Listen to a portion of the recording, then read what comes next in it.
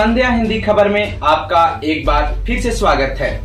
कहा जाता है लहरों के डर से नौका पार नहीं होती और कोशिश करने वालों की कभी हार नहीं होती। आज हम आपको मिलाने वाले हैं हजारीबाग की एक ऐसी बेटी से जिन्होंने कबड्डी में 2020 में चैंपियनशिप जीता था, परंतु लॉकडाउन के चलते उन्हें पिछले कुछ दिनों सम्मानित किया गया है। तो चलिए आज हम उनसे मिलते हैं, उनके बारे में जानते हैं और उनसे कुछ प्रेरणा लेने की कोशिश करते हैं।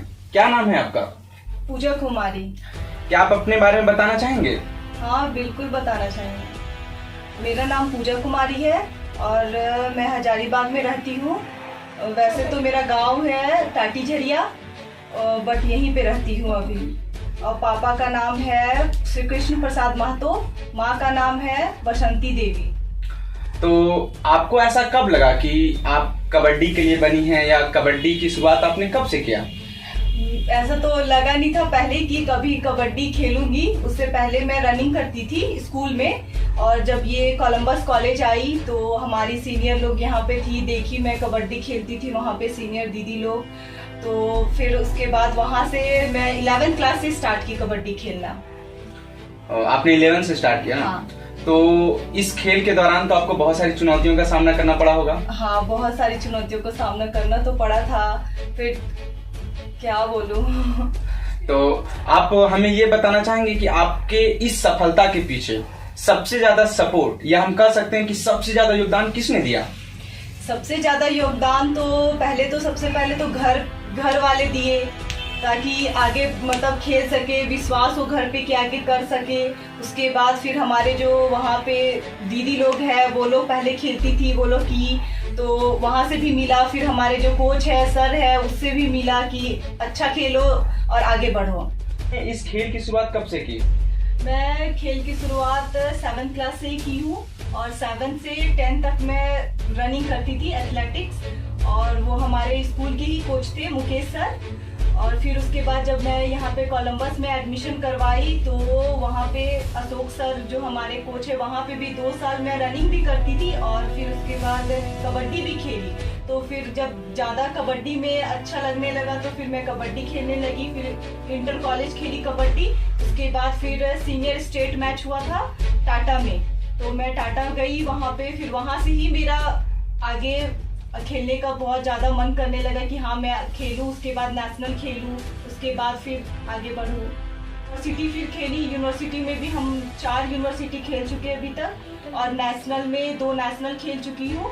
और ये जो हमारे यहाँ के जो सेक्रेटरी है वो मनन विश्वकर्मा, और यूनिवर्सिटी के जो है जो सिखाते हैं वो है अशोक सर। तो इस दौरान आपने कौन कौन से प्राइज को जीता, या कौन कौन सी उपाधि आपको मिली? वैसे तो इंटर कॉलेज में जितनी भी गेम खेली उसमें हम लोग विनर रहे। 8 साल लगातार खेले, उसमें चैंपियन रहे।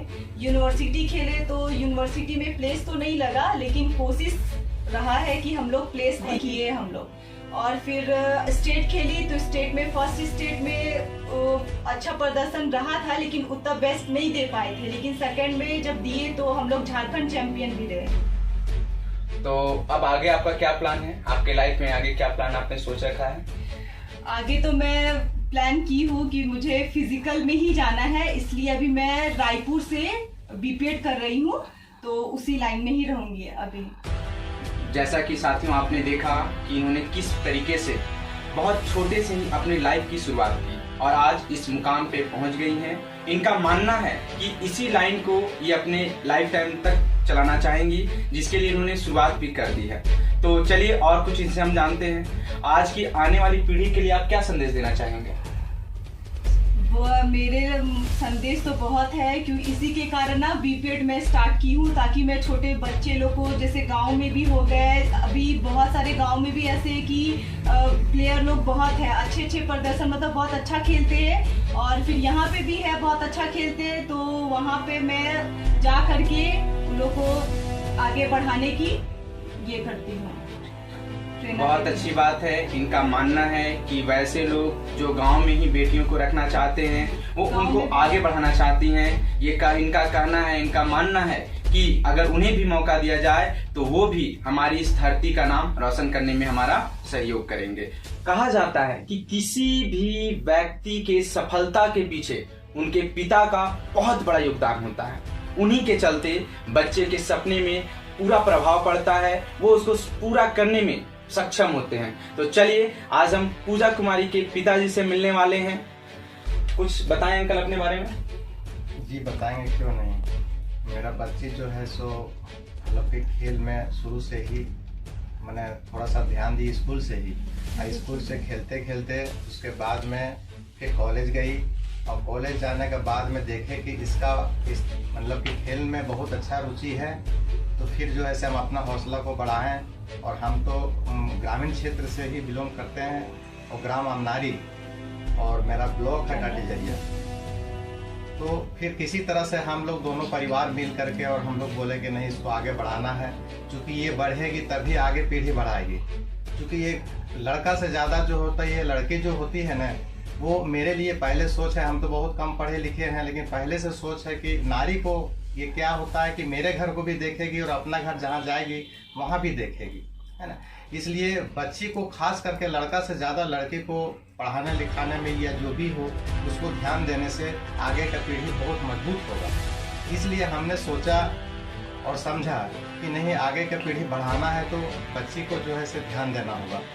क्योंकि इसलिए हमने जो है से ये आगे जब खेलने के लिए जाने लगी तो हम लोग हिम्मत करके हम लोग बोले कि नहीं, हम लोग घर में अंदर रखने से कोई फ़ायदा नहीं है, इसको जाने ही दो। इसका आगे इच्छा है पढ़ने का और आगे बढ़ाने का, तो जाने दो। तो फिर ये खेलने लगी, तो कॉलेज से खेली, फिर यूनिवर्सिटी से खेली, उसके बाद में फिर झारखंड से खेली, उसके बाद में फिर नेशनल खेली।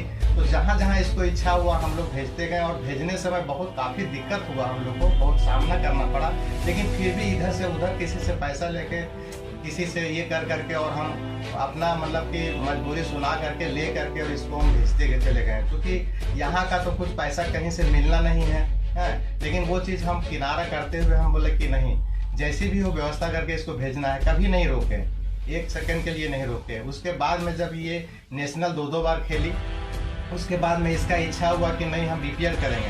तो बीपीएल करेंगे तो रामगढ़ से था, तो रामगढ़ से बोले कि नहीं करेंगे रामगढ़ से। तो इसने जो अप्लाई की सरकारी में और प्राइवेट में, तो इसका सरकारी में इसका मैंने निकल गया। तो ये पंडित रविशंकर शुक्ला, तो उसमें निकल गया। तो ये लोग जो है से और एक बच्ची 2 बच्चे यहाँ से और साथ में गई, और जा करके फिर जो है उस समय भी काफ़ी संघर्ष करना पड़ा हमको एडमिशन करवाने के लिए। उस समय पैसा मेरे पास 1 रुपया भी नहीं था, लेकिन फिर भी हम संघर्ष किए। संघर्ष कर करके वहाँ एडमिशन करवाए। एडमिशन करवाने के बाद में जो है से इसको फिर भेजे हम लोग वहाँ। अब वहाँ जो है से रही ये लोग 4 महीना का बाद में लॉकडाउन हो गया।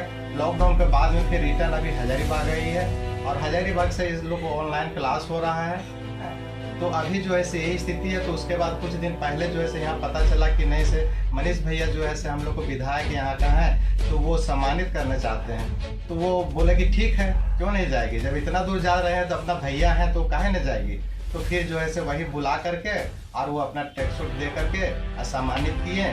और ये बताना चाहते हैं कि सभी को कि कम से कम अपना बच्ची को जो भी है अपना यही ख्याल रखिए कि कम से कम आगे बढ़े, और आगे बढ़ने के बाद में आगे का पीढ़ी और बढ़ा ले। ये मेरा हमेशा अनुरोध है सभी भाई भैया सबसे। अब बड़े को प्रणाम करते हैं, अब छोटे को आशीर्वाद देते हैं। बहुत अच्छी बात। जैसा कि हम लोगों ने सुना कि कैसे उनके पिता ने किस मुश्किल कठिन परिस्थितियों के बावजूद भी अपनी बच्ची को एक स्वतंत्रता के रूप में, एक स्वतंत्र के रूप में आगे बढ़ने की चुनौती का सामना करने का मौका दिया। और इनका मानना है कि अगर हर एक गांव के हर एक पिता अगर इनकी तरह सोचने लगे तो वो दिन दूर नहीं जब बेटियां इस पूरे संसार में अपना परचम लहराएगी। तो और कुछ इनसे हम जानते हैं, तो आपको कौन कौन सी ऐसी चुनौतियों का सामना करना पड़ा इनके सफलता के दौरान? बहुत सा, जैसे अभी कहने मतलब है कि हम लोग दोनों परिवार, मान लीजिए कि माँ तो गृहिणी है और हम तो गांव से खेती बाड़ी कर करके वहाँ भी खेती बाड़ी जा करके अपने से करते हैं। ऐसा नहीं है कि मतलब कि बहुत बड़े हम लोग आदमी हैं सर, जा करके धान का सीजन हुआ, गेहूं का सीजन हुआ, आलू का हुआ, प्याज का हुआ, जो भी हुआ हम लोग जा करके हम लोग अपना जा करके दोनों परिवार हम लोग खेती बाड़ी करते हैं। और हम लोग जो है से बहुत सा दिक्कत मतलब कि क्या कहीं कहीं से व्यवस्था कर करके जैसी भी हो इस बच्ची के लिए हम लोग सोचे कि नहीं जो भी हो है। एक्चुअली मेरा 3 बच्चियाँ हैं, तो 3 बच्ची में बड़ी जो है सो उनको भी बीएड करवाएं जो कि विवेकानंद से, और वो भी मैरिज करने के बाद में बीएड करवाएं। हमने सोचे कि नहीं यदि हम बीएड नहीं करवाते हैं तो आगे चल करके इसका स्थिति और खराब हो जाएगा, इसलिए हमने बीएड करवाएं। छोटा बच्ची को उसको हम लोग यहाँ 1.5 साल रखे हैं, 4 महीना से लेकर के 2 साल तक है ना, उसको भी बीएड करवाएं। मंझली जो बच्ची है तो बराजू में मैरिज है, उसको भी हम लोग उसको ग्रेजुएशन कंप्लीट करा करके उसको भी पीजी करवाएं। लेकिन बच्ची को विशेष मेरा ध्यान है, और इस बच्ची पर ज़्यादा ध्यान है चूँकि सबसे छोटी बच्ची थी मेरा, इसलिए हम लोग सोचे चलो दौलत यही है कल जा करके मान लीजिए कुछ भी होता है तो हमारा यही इसी से हम ऊपर उठने का कोशिश करेंगे, जितना भी झेलना है झेलें। तो दर्शकों, जैसा कि आपने देखा कि किन बड़ी चुनौतियों के साथ उन्होंने इस संघर्ष में उनका साथ दिया, और मैं भी अपने इस राज्य से या जितने भी दर्शक देख रहे हैं उनसे एक ही अनुरोध करना चाहूंगा कि ऐसे लोग जो समाज में बढ़ने की ओर अग्रसर हों उनका साथ दें, उनकी बुराइयां ना करें और उनका पुरजोर साथ दें। इतना के साथ मैं दीपक कुमार सहयोगी रवि के साथ संध्या हिंदी खबर से।